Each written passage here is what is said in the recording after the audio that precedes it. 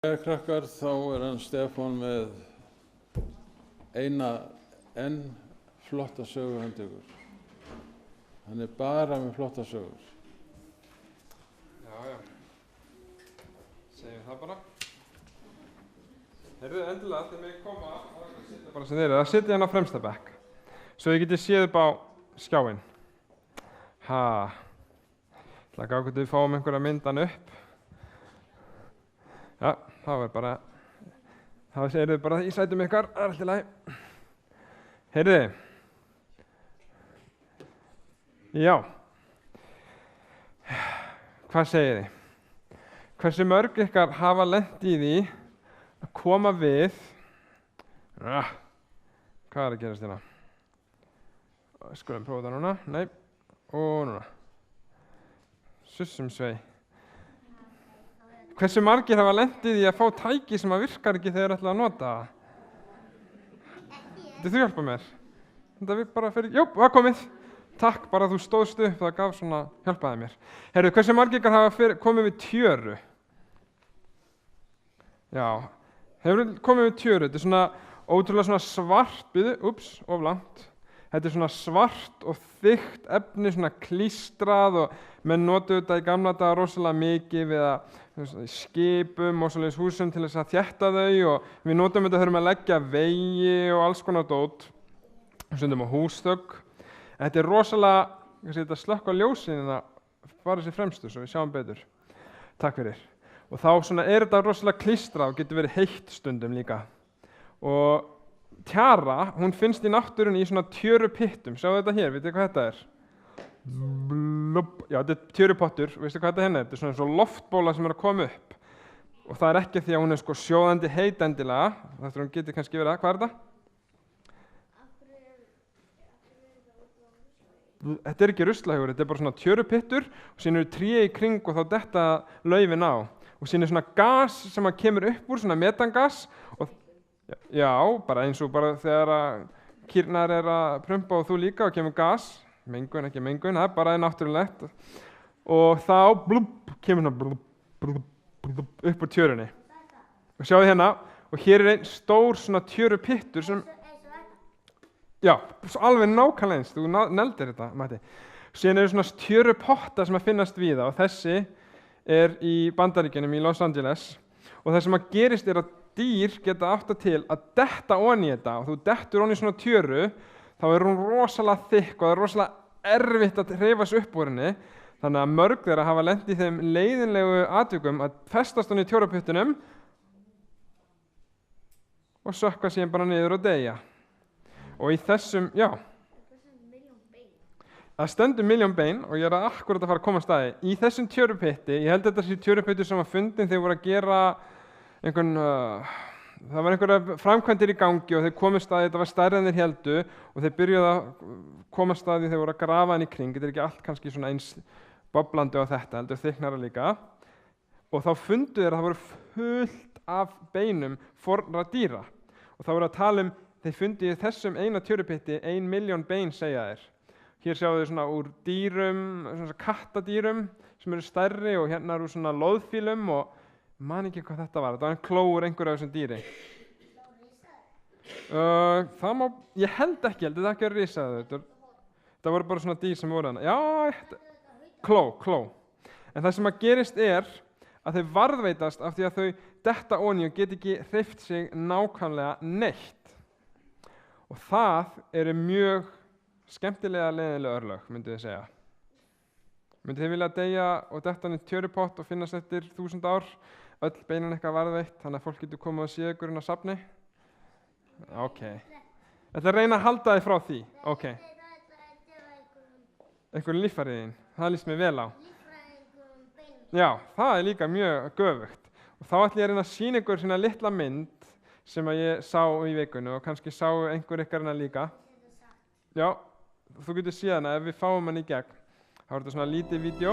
Já, og þetta er svona lítið hundur sem að féll, þú maður taka tónlistina af líka ef þú vilt sko. Hann féll orðið svona tjörupott og þá fundi einhver hundin með tjörupotti, það má hafa hana bara lágt. Ég ætla ekki að reyna að vera með eitthvað svona alveg manipulation tónlistina. Og það sem það gerist er að þeir fundu hundin og þeir tók hann upp úr pottinum hann gæti ekki hreyft sig, hann var alveg fastur.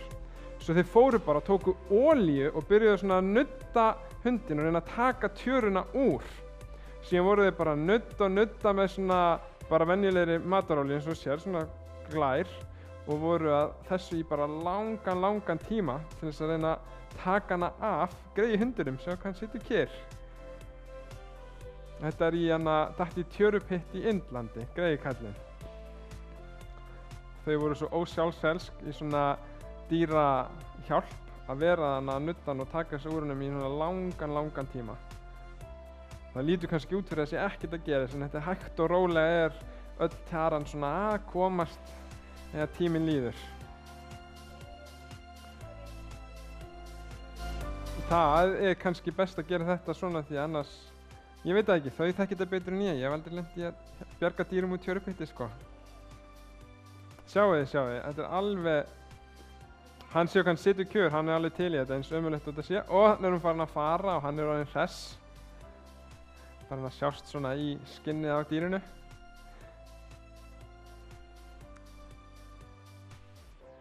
Það stegið sko, tók 3 klukkutíma tvisvar sinnum eða í 2 daga að taka alla tjöruna í burtu, þannig að tók það langan tíma.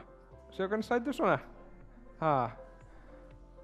Búið að taka tjöruna af og örugglega raka hann eitthvað líka. Algjördulla. Síðan þeir að biðja einhverja svona fjárgjafir fyrir að hjálpa þessum dýrum í Indlandi. En það bara, mér finnst þetta svo flott vídeo þegar ég sá þetta, því þetta myndi mig svo, já, bara á hversu mikið dýri þegar lendir í þessu algjörlega háð manninum og maðurinn sem svona góður að hann fer og eyðir tíma í að hjálpa dýrinu og þrífur það upp því hann svona góður við dýrin. Og mér finnst þetta pínu vera eins og sagan Jesú og okkur, þegar við getum ekki alveg bjargað okkur og hjálpað okkur sjálf, að þá hann svo góður. Já, það líka, hann hefur engin tjara fyrir hann að detti hér samt. Allavega, við getum verið í pínu vanda eins og hundurinn, hjálplaus má segja, vegna syndarinnar.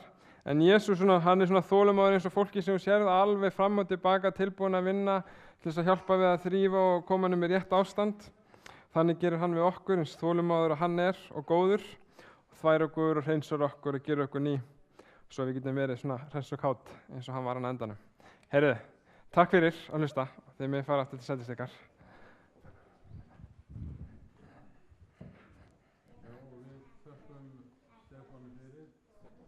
Fallega, skemmtilega og ánægjulega sögu sem endaði vel og við gefum honum þá orðið. Gjörðu svo vel, Stefán. Takk fyrir.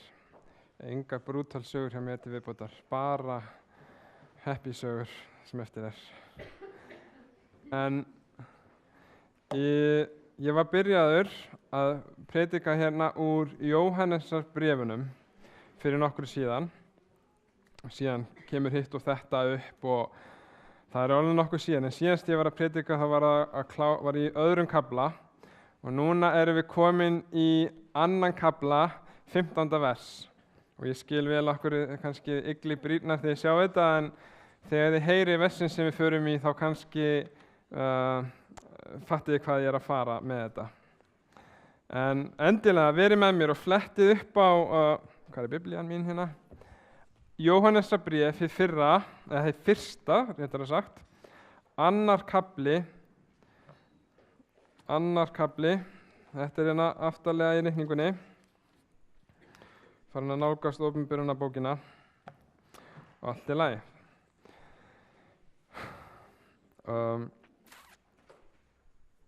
Skulum bara byrja á því að lúta höfði í bæn, ég held að það væri ágætt.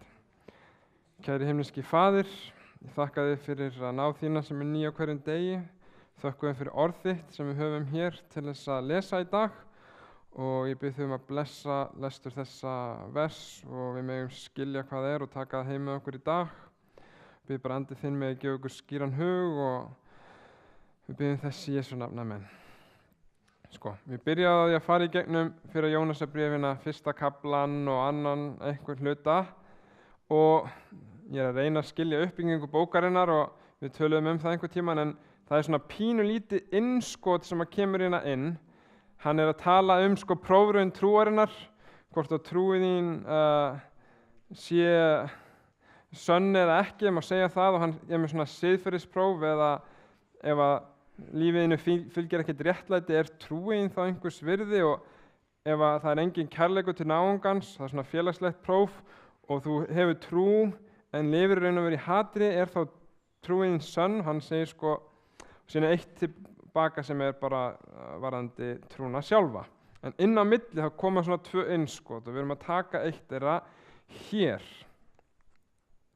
Og það er komið í þann texta. Svo við erum nýbúin að vera að tala hann var að tala kristna menn þegar var hlotið fyrirgefningu syndana, lifi í samfélagi við Guð, hafa sigrað hinn illa, en síðan kemur hann að því að freistingarnar eru enn til staðar.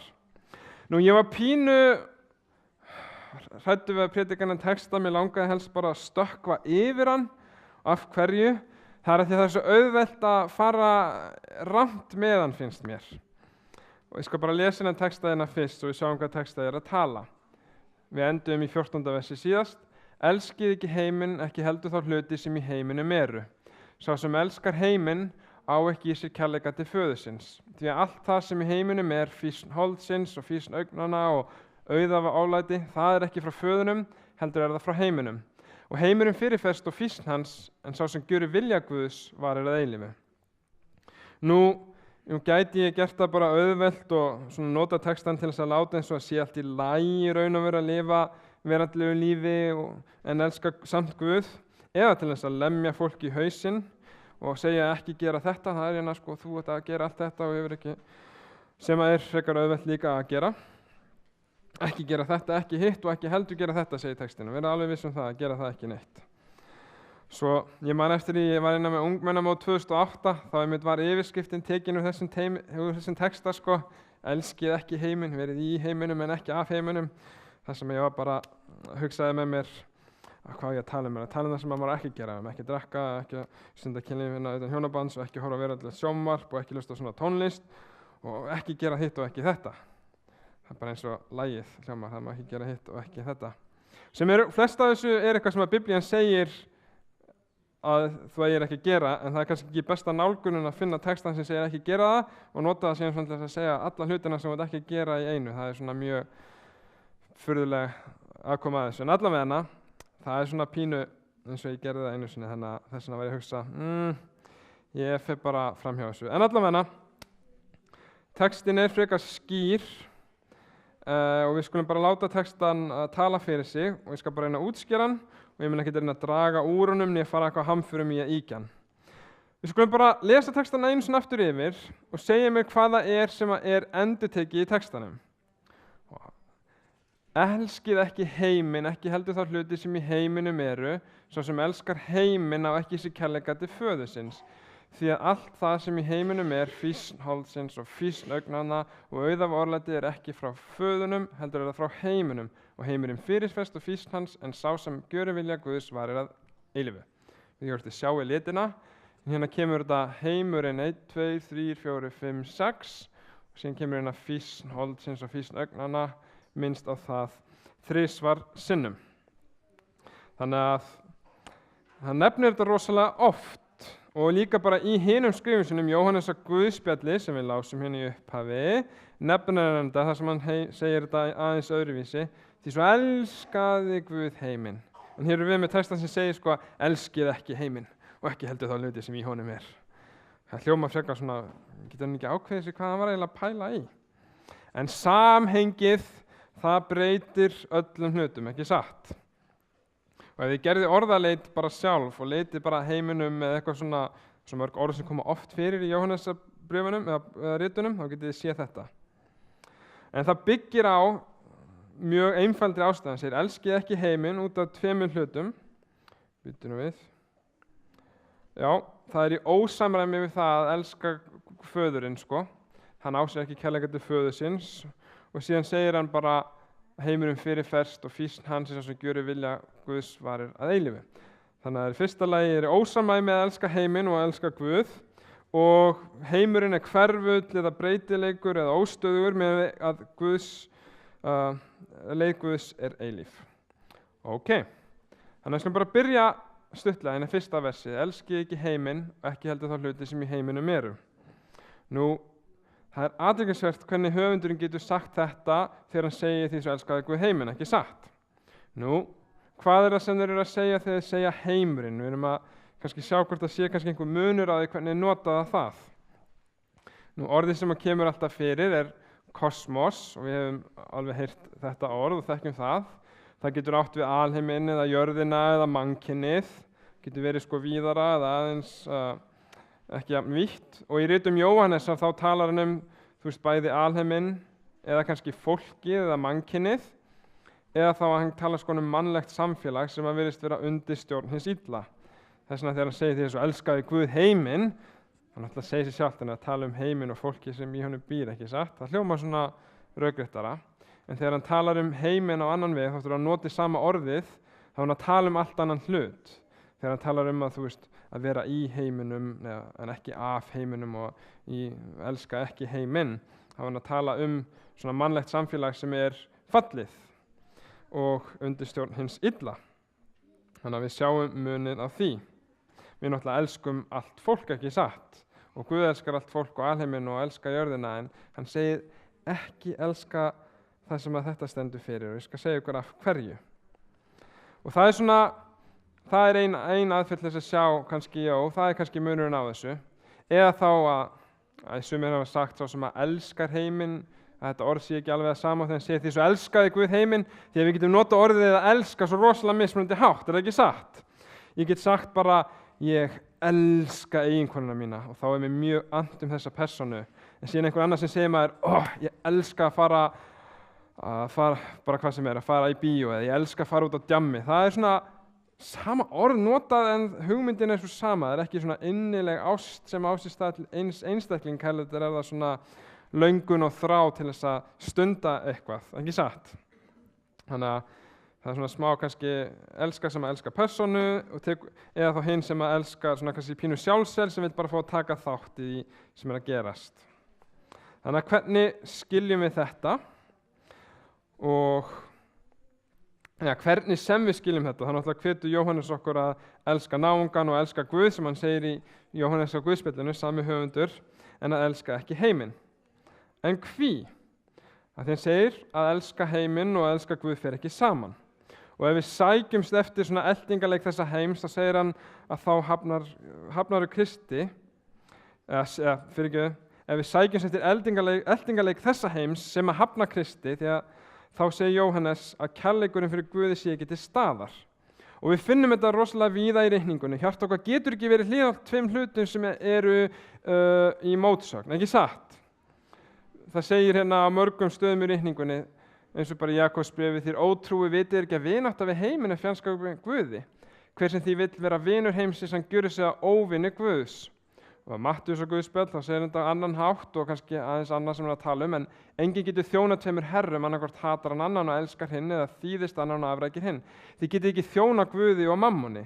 Og þannig er að setja þetta upp gangvandi að elska heiminn og að elska Guð. Það þýðir ekki að fólk sem lifir í heiminum sé alvont og elskar ekki Guð. Jóhannes er bara að segja þetta fólk. Hann segir hérna fyrir Guð sem bara skoppa tilbaka. Það á ekki í sér kærleika til föðursins sem að elskar heiminn. Og hvað þýðir það? Hvað er hann að meina með því? Nú, ég get annarkvort skilja þetta þannig að hann segir svo sem að elskar heiminn á ekki í sér kærleika föðursins og þetta til er ekki í öllum þýðingum, þú lest aðrar. Þannig að bara kærleika Guðs finnur ekki staði þér ef að þú elskar heiminn sem að tilheyrir hennum illa. Eða þá ég get bara sagt að ég get ekki elska bæði Guð og heiminn á sama tíma. Það get ekki átt kærleika til báða á sama tíma. Þetta er bara pínu, þetta er bara, við getum ekki verið með svona mótsagnarkennda hluti í líf okkar, ekki satt. Ég get ekki bæði viljað haft lýðræði og á sama tíma haft einræði og elska bæði og vilja hafa það bara bæði á Íslandi og láta það virka. Þá myndi fólk segja, nei, þú getur ekki bæði elska þetta og þitt. Ég get ekki verið hérna í Hafnarfirði og sagt bara já, ég held með FH og Haukum og síðan þeir eru að spila þá held ég með báðum og ég vil að báði vinni. Ég meina, getur ekki að reynda, en ég meina, þú getur samt ekki raun að vera vilja að báði vinni, því einhver að verður að vinna, ekki satt. Og ég get ekki elska frjálsa heiminn og samt vilja hafa ríki, svona eins og Íslandsríki á sama tíma. Hluti sem í mótsögn fara ekki saman og þess vegna segir hún, þú getur ekki elska Guð og síðan elska heiminn á sama tíma, af því að þeir eru aðstæðir. Svo hvaða hlutir eru það í heiminum sem valda því að við eigum ekki að elska heiminn? Nú, hann segir hér, því að allt það sem í heiminum fýsn holdsins og fýsn augnanna og auðafa oflæti, það ekki frá föðunum, heldur það frá heiminum. Nú þetta þýðingin frá bara 81 sem ég nota hér, því að hinn verði ennþá óþægilega að skilja, en það getur verið pínu kannski gamaldags orðalag sem nota hér. En hann segir að allt það sem í heiminum það ekki frá föðunum, heldur frá heiminum. Og það ekki frá föðunum, því annars myndum við elska það. Og hann nefnir 3 hluti sem ástæðu þess að það sem í heiminum gerir okkur ómögulegt að elska Guð og heiminn samtímis. Þetta eru sem sagt hluti sem að draga úr kærleika okkar á Guði. Það fór í ranga röðina, fyrirgeði. Nei, sorry. Þannig að við byrjum bara á þessu hérna. Afsakið. Fýsn holdsins, eða eins og nýja þýðingin kalla það, allt sem að maðurinn girnist, ef einhverjum nýrri biblíuna. Það númer 1. Fýsn augnanna, allt sem að glepur augað, segir nýja þýðingin, og síðan kemur hérna auðæfa oflæti. Getur einhver sagt mér hvað auðæfa oflæti bara búm þegar þú rakst þetta? Bara kom ekki eitthvað strax upp í hugan hjá þér? Græðgi, ok. Það virðist vera að þetta bindist bara við græðgi. Ok. Ef við sjáum nýja þýðinguna þá segir hún oflæti vegna eigna, sem eiginlega það sama. En málið þú tekur eftir því, ef þú einhvern tímann að rannsaka texta og þú lest biblíun og skilur ekki og lítur á aðra þýðingar og þú verður að sjá, það gerir þetta allar eitthvað svona mismunandi. Þá það eftir vegna þess að fólk ekki alveg sammála og textin svona ekki alveg rosalega skýr sem að á sig við hér. Þetta svona frekar erfitt að þýða yfir á aðra tungur, þannig að ef þú lest önnur tungumál, auðæfa oflæti virðist bara vera bundið við græðgi. Þetta á bara við ríkt fólk, þannig að ef þú ert fátækur, þetta 3. atriði þarf ekki að ágjöra því. En enski textin og margar aðra þýðingar, löngu seinna en King James, segja hérna pride of life, sem svona stolt eða hroki lífsins. Vain glory of life, segja margar nýrri enska þýðingarnir. Eða lífets hofferighet, sem á dönsku, sem hvernig myndið þýða það? Það ekki meira svona eins og þetta, stolt, heldur en auðæfa oflæti. Og ef þið ferið aðeins í nýrri svona umorðuna þýðingu þá segja þér hérna bara að gorta sig af því sem maður á og gerir, segir New International Version og ég þýddi það bara yfir íslensku. Þannig að númer 1 fýsn augnanna, númer 2 fýsn holdsins, allt sem að maðurinn girnist, númer 2 fýsn augnanna, allt sem að glepur augað og síðan hitt sem að að gorta sig eða groppa sig af því sem að maður á og gerir. Þannig að við skulum bara reyna að nota það svo við getum skilja þetta aðeins meira en auðæfa oflæti. Það sem auðæfa oflæti ekki einhver freisting sem að flestir hérna hafa, það sem að við ausum ekki auðæfum út allt. Ekki satt. Þannig að það er bara aðeins fyrst við erum að gera þetta, þá ætla ég að taka þetta hérna. Fýsn. Heyrið þið oft orðið fýsn nota nú til dags? Það er bara aldrei, ekki satt. Þetta er bara gamalt orð fyrir kvöt, löngun eða girnd. Þannig að fýsn holdsins girnd holdsins og fýsn augnanna girnd augnanna og auðæfa oflæti. Við notum nú kannski oflátungur og oflæti af og til, dramb, hroki, mikillæti, fass og klæðaburði og annað slíkt. Þannig að getum byrjað á því að fara bara í gegnum þetta svona aðeins. Það fyrsta sem hann talar með fýsn holdsins eða þrá fallsins holds, það svona eitthvað sem innra með okkur. Höfum oftast skilið þetta sem svona syndina innra með girnd eða losti, en það ekki bara að tala girnd holdsins sem eitthvað svona kynferðislegt. Heldur innri þrá sem að fer í rangan farveg getur auðvitað endað bara sem girnd eða losti.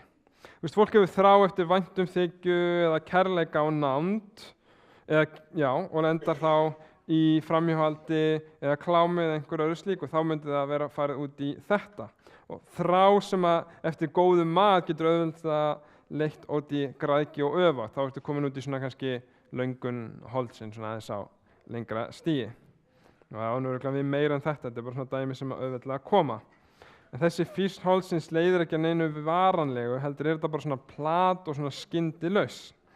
Og til þess að berjast gegn einhverju svona, þá völdu menn öldum saman að fara bara út í eyðimörkina og búa þar og vera í klaustri og vera með meinlæta líf til þess að yfirstíga fýsn holdsins.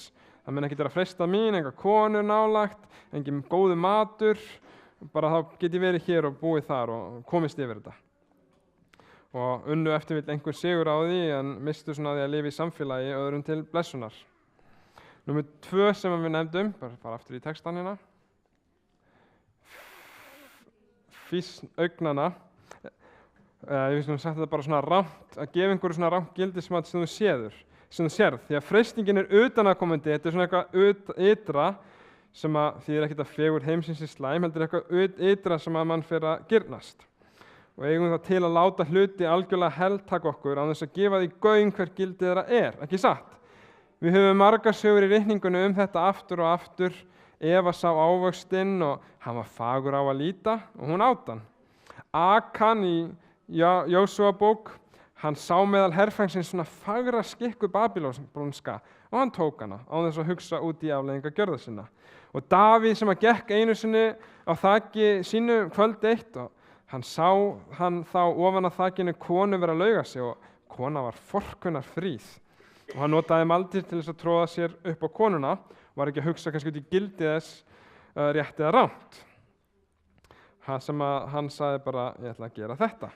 Það sem að þér finnst vera rétt, það gerir bara þú. Tilfinningarna leiða ekki einhverja meginreglur, heldur það bara fýsn augnanna. Ef þú sérð það og þið líkar það, þá er það þitt og ekki verið að láta einhvern segja það eigi ekki að vera þannig. Það pínu það sem hann að tala hér. Nú, auðæfa oflæti, ég ætla bara að tala þetta bara sem sjálfselsku til þess að gera þetta auðveldara. Má ég bara nota það í staðinn. Groppa því sem að maður og gerir. Svona hroggi og stolt af því að það sem að maður hefur. Það svona skyggja á aðra með sínum bjartleika vegna samfélagsstöðu eða peninga eða klæðnaðar eða útlits eða hvað svona Og þetta ekki bara tengt fémunum því að það svolítið slæmt að þýða það svona því að þá þeir sem eiga peninga þá þetta ekkert vandamál fyrir þá. En minna ríkur og fátækur geta alveg glímt við stolt og sjálfselsku og alveg við þetta alveg eins og allir aðrir. Og við höfum alveg dæmi þetta sem þeir kalla auðæfa oflæti í samfélaginu í dag. Svona snobb sem þú sérð, svona fyrir eftir hvernig þú þekkir eða hvaða stöðu þú hefur í samfélaginu, hvernig fólk lítur á því. Hann læknismenntaður, já, hann húsvörður, ég ætla ekki að minnast á það neitt. Eða þessi situr í stjórn hjá þessum eða þekkir þennan og tengdur þessum bla bla bla. Eða einhver þú ert að segja sögu og einhver getur ekki beðið eftir því að groppa sig með einhverju betri stögu með fleiri og stærri hluti sem hann gerir.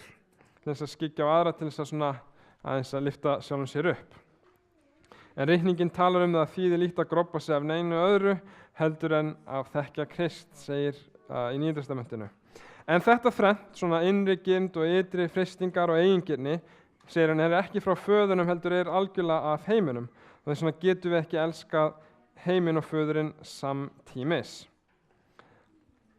Ég ætla aðeins að taka fyrir. Fólk hefur oft bent réttilega eða svona getur tengt það saman við freisting sem að Krist tekur, lendir í. Munið hvernig hún er þreföld, ekki satt. Fyrst komið til hans og sagt, heyrðu þú ert sonur Guðs, þá bauð að steina þessi verða brauðum. Það sem svona eiginlega verið að ýta til hérna fýsn holdsins við hann.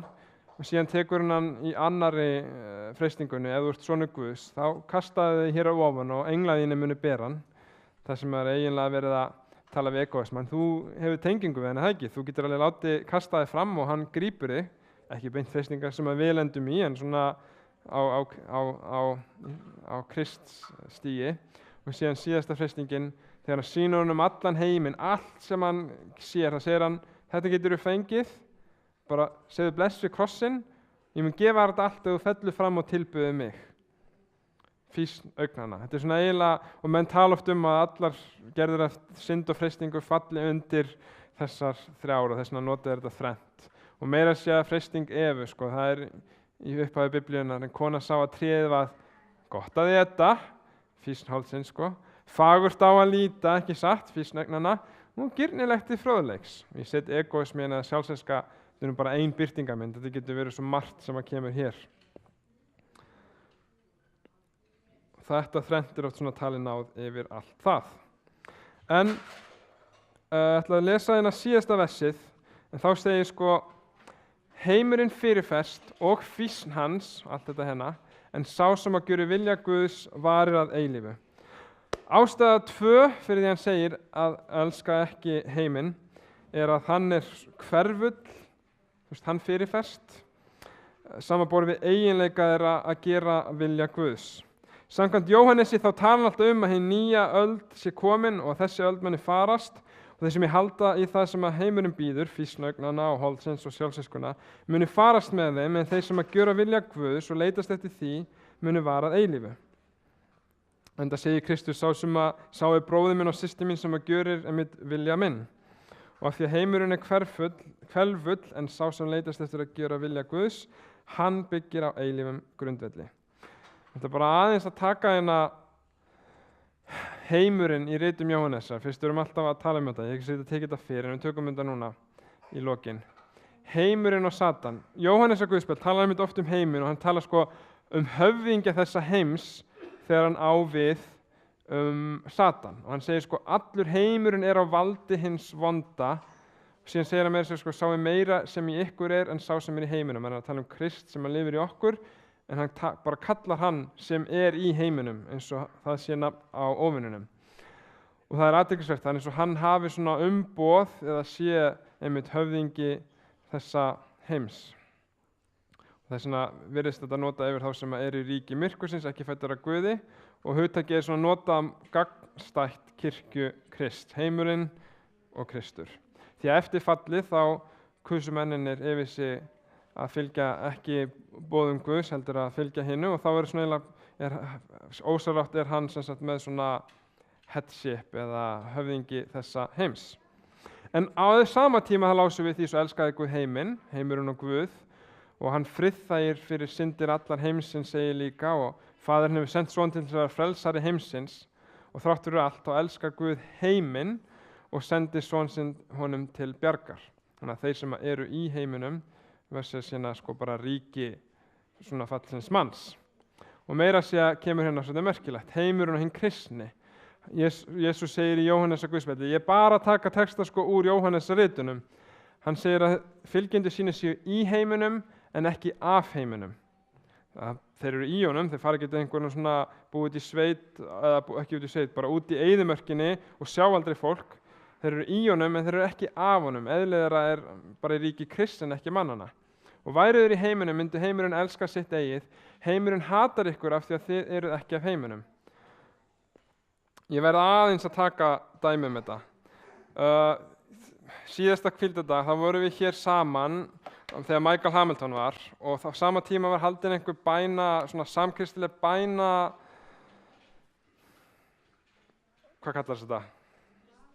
Já, Kristdagur, ok. Og þetta var voða mikið í fréttunum, sáu við það ekki?